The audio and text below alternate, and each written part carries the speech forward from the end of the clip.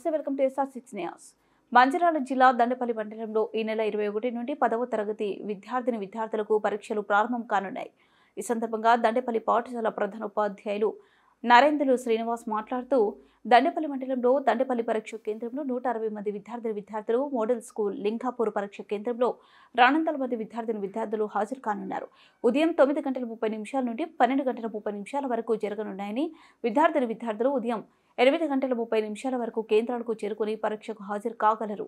ఉదయం పరీక్షకు 15 నిమిషాలు మాత్రమే అదనంగా ప్రభుత్వం విద్యార్థులకు అవకాశం కల్పించిందని, పరీక్ష కేంద్రాలకు వచ్చే విద్యార్థులు సమయపాలన పాటించి ప్రశాంతత వాతావరణంలో పరీక్షలకు హాజరు అధిక మార్కులు సాధించి తల్లిదండ్రులకు, పాఠశాలకు గుర్తింపు ఇచ్చి తమ భవిష్యత్తుకు పునాది వేసుకోవాలని, తగు జాగ్రత్తలు తీసుకుని ఆరోగ్యం పట్ల శ్రద్ధ వహించాలని కోరారు.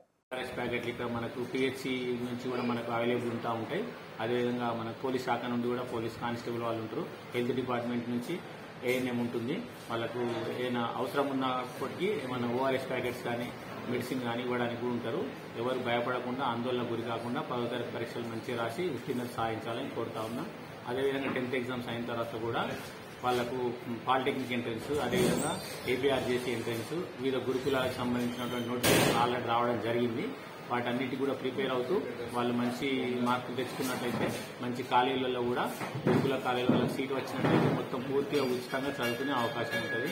విద్యార్థులు ఎవరు ఈ సమయాన్ని వృధా చేసుకోవద్దు.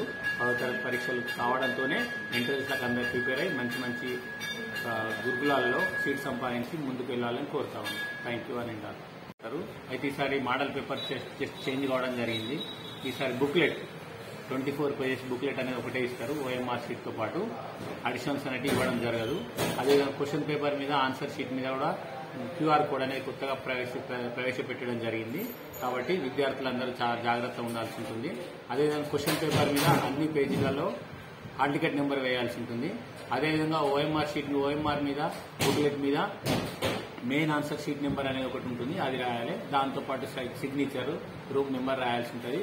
చాలా ప్రశాంత వాతావరణంలో 7 రూమ్లు విశాలంగా ఉన్నాయి. ప్రతి రూమ్ లో 4 ఫ్యాన్లు, 2 ట్యూబ్లైట్లు వాళ్ళకి అనుకూలంగా ఉన్నాయి. ప్రతిరోజు ప్రొద్దున టైంకు 9 o'clock వరకు రూమ్ కి రావాలంటే ఇంటి దగ్గర 8:30, 8:45 నుంచి అలౌ చేస్తాం క్లాస్ రూమ్లకి. 9:15 లోపు అన్ని ఓఎంఆర్ షీట్ ఇవ్వడం, ఇన్విజిలేటర్ రావడం, పిన్ చేయడం అన్ని సదుపాయాలు కంప్లీట్ అవుతాయి. ఇంకా ఎటువంటి భయాందోళన లేకుండా ప్రతిరోజు అబ్బాయిలు అయితే మంచిగా తలస్నానం చేసి చల్లటి నీళ్ళతో హాయిగా రచ్చి రాయండి.